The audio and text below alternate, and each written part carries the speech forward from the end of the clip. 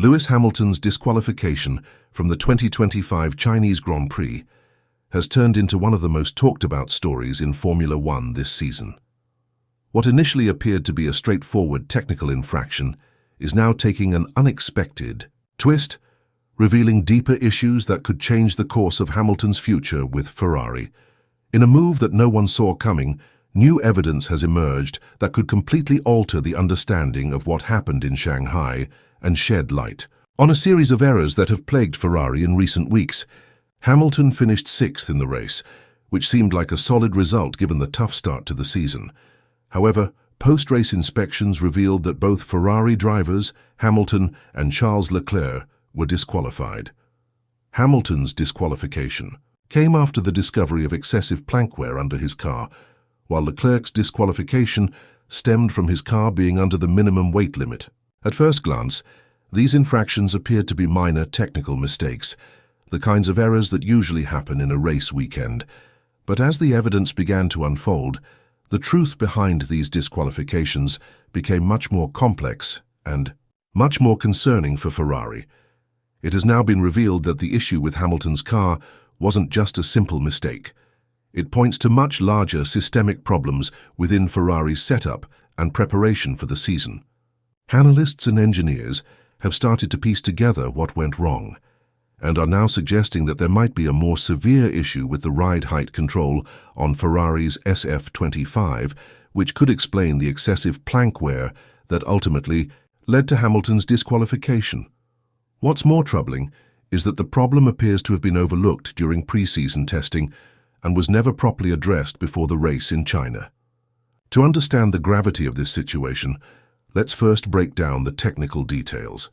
The plank is a key component in F1 cars, as it serves as a measure to ensure that the car's ride height is within legal limits.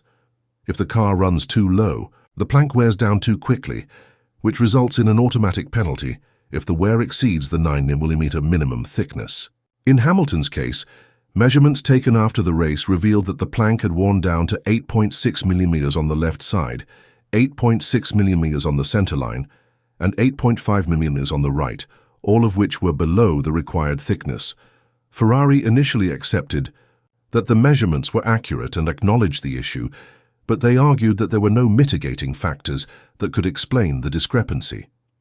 The FIA, therefore, issued an automatic disqualification for Hamilton, stripping him of his sixth-place finish.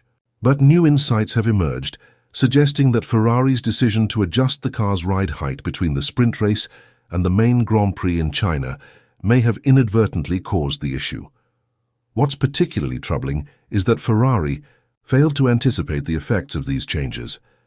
During pre-season testing in Bahrain, Hamilton's SF25 suffered a technical issue that prevented the team from running a full race simulation. This means that Ferrari didn't have the crucial data on how the car would perform during a full dry race, particularly under heavy fuel loads. As a result, when they set up the car for China, they did so without the necessary dry weather simulation data, which could have given them a clearer understanding of how the car would behave in race conditions.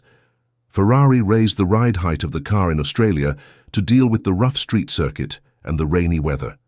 However, when they arrived in China, they lowered the ride height again, expecting a smoother and more predictable track surface. The problem, however, is that without a full dry race simulation, they may have set the ride height too low, which caused the plank to wear down too quickly under the high fuel load during the Grand Prix. To further complicate the situation, Hamilton's sprint victory earlier in the weekend was far shorter in duration than the main race, and it used different fuel and tire strategies. This difference in conditions could have misled the team into thinking that the car was set up correctly for the longer race. But the reality was far different, as the plank was not able to withstand the stresses of a full-length race. Interestingly, Leclerc's disqualification came from a completely different issue. Leclerc's car was found to be under the minimum weight limit after the race, a result of the front wing replacement following damage early in the race. Ferrari replaced the wing during the race, but after the post-race weigh-in, the car was still found to be 1 kilo lighter than the minimum required weight after the tank was drained. This indicates that Ferrari's calculations regarding the weight and fuel load were inaccurate, which led to another significant error on their part. Both of these errors have